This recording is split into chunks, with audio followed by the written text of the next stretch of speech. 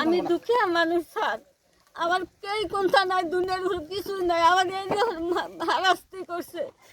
আমি এতে কি করুন? আমার ঘর বাড়ি নাই, কিছু না। তুমি যদি সহায় না করতে, আমার সহায় করি না মানুষ না, আমি দুনিয়ার ঘুরে কি করুন?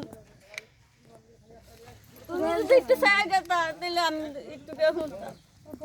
আমার কিছুই নেই স্যার, তুমি যদি একটু করে দেখতা।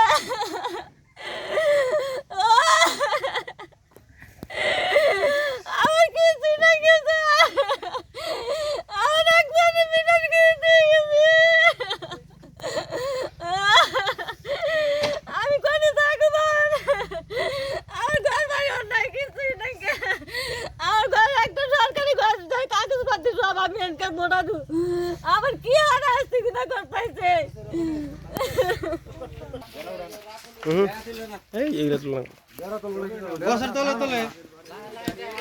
গছৰ তলত মানুহবিলাক গছৰ তলত ঘৰ বনাইছে, এতিয়া উপায় নাই। এয়া চাক, আমাৰ মানুহৰ হাল চাক।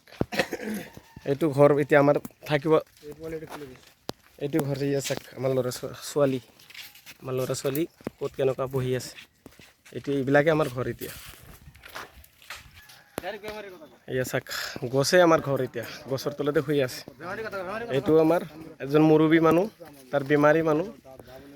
এতিয়া বহি আছোঁ আমি চাক, ইয়াতে বহি আছোঁ। কোনো এটা মানুহ এতিয়ালৈকে আমাক চাবলগীয়া অহা নাই। শেষ কৰি দিছে। কথা কইবার পাতলে কথা কও, এটা লাইট ডাইরেক্ট লিস্ট লাইভে যাবো কেটে বুঝাও, তুই একটা কথা কইবার মধ্যে কথা কও। জব কার্ডে মাটি কাটি ফেলে ইয়াতে মাটি কিনিছো, কিমান কষ্ট করে মাটি কিনিছো। জব কার্ডে কাম কৰি আহি ফেলে আবাৰ দিগাৰো কাম কৰি আছো, এনেকা কাম কৰি হলে মাটি কিনিছো। আর সেইটো ঘরটো মেদিকবিলা বেচিছে, মেদিবিলা বেচিছে। এইটো মেদি সরকারি আছে, এইটো তো মই নাজানো।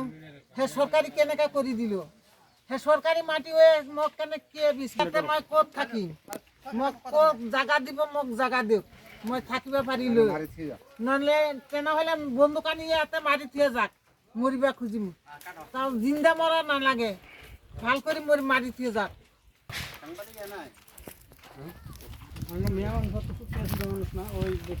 এটাই আবেদন জনাইছোঁ, আমাৰ ইমানখিনি মানুহ যে ঘৰ বাৰী ভাঙিছে, আজি 3 দিন হৈ গ'ল ঘৰ ভাঙিছে।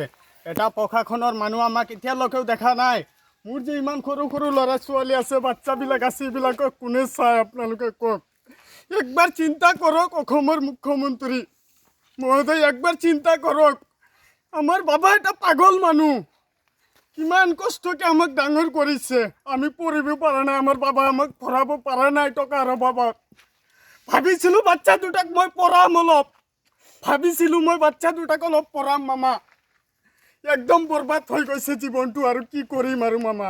মই মোৰ জীৱনটো বৰবাদ কৰি দিছে মামা।